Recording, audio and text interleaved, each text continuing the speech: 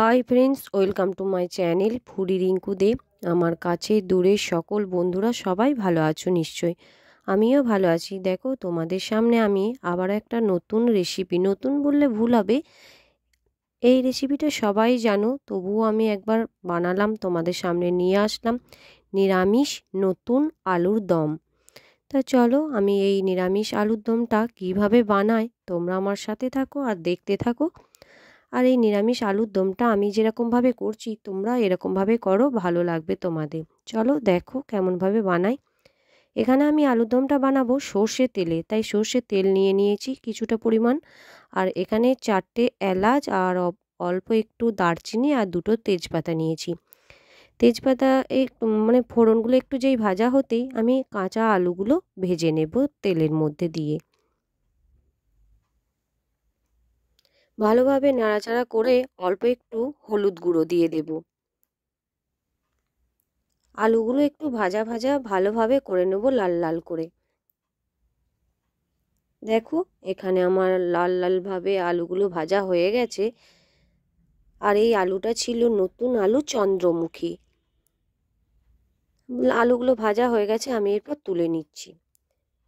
এখানে দেখো তেল ছিল, আর একটু সর্ষে তেল দিয়ে দিলাম। আমি এটা সর্ষে তেলেই করছি। এখানে আমি 1 চামচের মতো চিনি দিয়ে নিয়েছি। চিনিটা যেই লাল লাল হতে আমি অল্প একটু জিরে আর একটা শুকনো লঙ্কা কেটে দিয়ে দিয়েছিলাম। আর এখানে দেখো আমি একটা বড় সাইজের টমেটো ছোট্ট ছোট করে কুচি করে নিয়ে তেলের মধ্যে দিয়ে ভেজে নিচ্ছি। পরিমাণ মতো লবণ দিচ্ছি টমেটোটা তাড়াতাড়ি গলে যাওয়ার জন্য। এখানে দেখো আমি আদা, জিরে আর 2টো শুকনো লঙ্কা বেটে নিয়েছিলাম, সেই বাটনাটা টমেটোর মধ্যে দিয়ে দিচ্ছি। এদিকে দেখো কয়েকটা কাজু নিয়েছি, আর 1 চামচের মতো চারমগজ নিয়ে নিয়েছি। এটা আমি পেস্ট করে নেব ভালোভাবে মিক্সিতে। আর এদিকে দেখো আমি নিয়েছি 1/2 চামচের মতো মানে ধনে গুঁড়ো, জিরে গুঁড়ো, আর 1/2 চামচের মতো হলুদ গুঁড়ো, আর 1/2 চামচের থেকে কম কাশ্মীরি লঙ্কা গুঁড়ো। সব ডাস্ট মশলাগুলো নিয়ে ভালোভাবে মশলাটা কষিয়ে নিয়ে জল দিয়ে দিলাম 1 কাপের মতো। এরপর ভেজে রাখা আলুগুলো মশলাটার মধ্যে, মানে মশলা কষানোটার মধ্যে দিয়ে দিলাম। আবারও আমি ভালোভাবে খুন্তি দিয়ে নাড়াচাড়া করে নেব মশলার সাথে আলুগুলোকে। দেখো কি সুন্দর মশলাটার মধ্যে আলুগুলো মানে মাখা মাখা হয়ে গেছে। আর এখানে অল্প কিছু মটরশুঁটি, কাঁচা মটরশুঁটি ছিল, দিয়ে দিচ্ছি। ভালো লাগবে এটা খেতে, তোমরা যদি চাও না দিতেও পারো।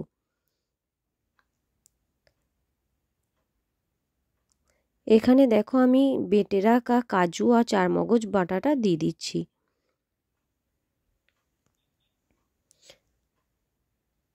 মশলাগুলোর সাথে, মানে আলুটার সাথে মশলাগুলোর সাথে ভালোভাবে কষিয়ে নিচ্ছি চারমগজ আর কাজু বাটাটা।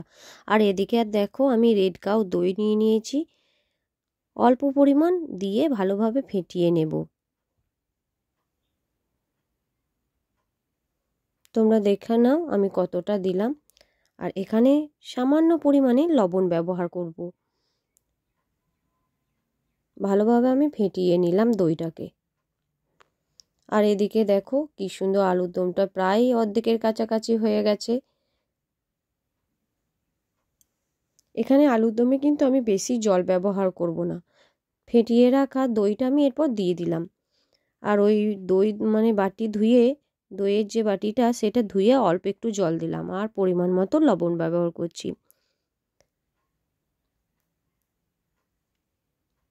কি সুন্দর দেখো আমার হয়ে গেছে, আর দেখতেও কি সুন্দর লাগছে। এরপর আমি উপর থেকে একটু গরম মশলা গুঁড়ো দিয়ে দেব, আর অল্প একটু ধনেপাতা দিয়ে দেব। যেহেতু চন্দ্রমুখী আলু, সেই জন্য বেশিক্ষণ করতে সময় লাগেনি, সেই জন্য তাড়াতাড়ি হয়ে গেছে। আর দেখো কি সুন্দর হয়ে গেছে আলুর দমটা,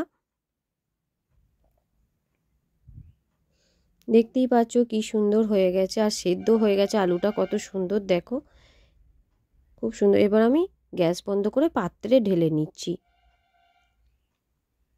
দেখো এখানে আমি পাত্রে নিয়ে নিচ্ছি, আর আলুর দমটা ওই পাত্রে ঢেলে নিচ্ছি। আর কি সুন্দর কালার এসেছে তোমরা দেখো, আর কি সুন্দর লাগছে দেখতে।